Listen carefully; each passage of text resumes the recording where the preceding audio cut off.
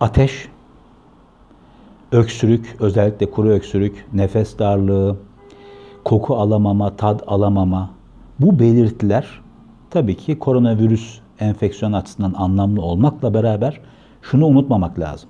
Şu anda hala da havalar yeni yeni ısınmaya başladı ve de başka enfeksiyonlara bağlı olarak, diğer gripal enfeksiyonlara bağlı olarak da ateşimiz yükselebilir. Ateş yükselmesinin tanımı nedir? 38 derece büyüktür, eşittir 38 derece. Tabii bunu 38,5 derece yapanlar da var, 37,5 derece yapanlar da var. Biz 38 derece diyelim ortalama.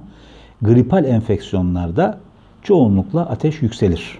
Bu illaki bir koronavirüs enfeksiyonu olması gerekmiyor. Ama tabii ki doğal olarak özellikle anne adayları ellerinde ateş ölçerle sürekli olarak günde birkaç kere ateşlerini ölçüyorlar.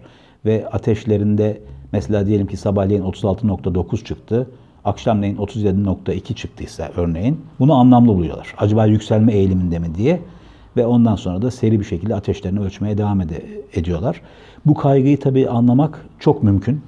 Çünkü hepimiz yatıyoruz, kalkıyoruz. Hep sürekli olarak bu koronavirüsle karşılaşıyoruz. Nereye bakarsak koronavirüs, haberlere baktığımız zaman koronavirüs hemen hemen ilgi alanlarımızın %90'ını bu koronavirüs oluşturmaya başladı. Konsantre olamıyoruz, odaklanamıyoruz başka bir şeye. Özellikle anne adayları tabii kendileriyle ilgili ve bebekleriyle ilgili daha fazla ekstra kaygılı oldukları için bunu tamamen normal kabul etmek lazım. Ama tekrar söylüyorum, ateş mutlaka koronavirüs enfeksiyonu olmak zorunda değil. Şöyle düşünelim, şu anda koronavirüs diye bir şey olmasaydı, ateşi yükselseydi anne adayının, nefes darlığı olsaydı, kuru öksürük olsaydı, ne düşünecektik? Tabii ki acaba bir gripal enfeksiyon mu diye veya her şeyden önce kuru öksürük bebeğin büyümesiyle birlikte diyafram dediğimiz o göğüs kafesiyle karın boşluğunu ayıran kasın basısına bağlı olarak da olabiliyor. Ve şunu da unutmamak lazım, kuru öksürük günümüzde psikolojik olarak da ortaya çıkabiliyor. Koronavirüste kuru öksürük deyince hatta nefes darlığı da aynı şekilde. Nefes darlığı da aynı şekilde hamilelikte diyafram kasının basıya uğramasına bağlı olarak nefes açlığı, nefes darlığı şeklinde ortaya çıkabiliyor. Bir de şunu unutmamak lazım. Hamilelikte metabolizma yükseldiği için oksijen ihtiyacı daha fazla olduğu için nispi bir nefes darlığı da anne adayları tarafından sıklıkla hissedilebiliyor.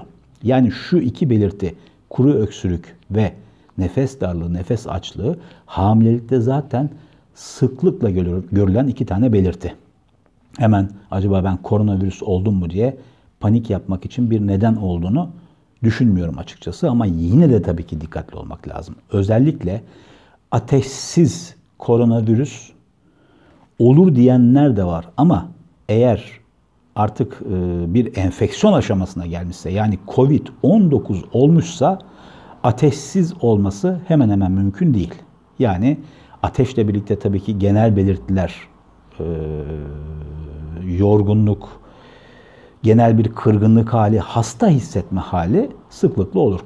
Neyse, çok fazla dağılmadan toparlayacak olursak, özellikle anne adayları açısından çektiğimiz için bu videoyu söylemek istiyorum. Ateş 38 derece ve üzeri. Başka enfeksiyonlarda da olabilir ama tabii ki mutlaka 38 derece ve üzeri olduğu zaman doktora haber vermek lazım. Ve bu doktor muayenesine gitmek için, en azından doktora danışmak için mutlak bir neden teşkil ediyor. Nefes darlığı, kuru öksürük, nefes açlığı gibi belirtiler hamilelikte de olabilmesine karşın yine de doktora bunları da bildirmek gerekiyor. Telefonla veya işte fiziksel olarak yanına gittiğimizde. Onun dışında koku alamama ve tad alamama deniyor.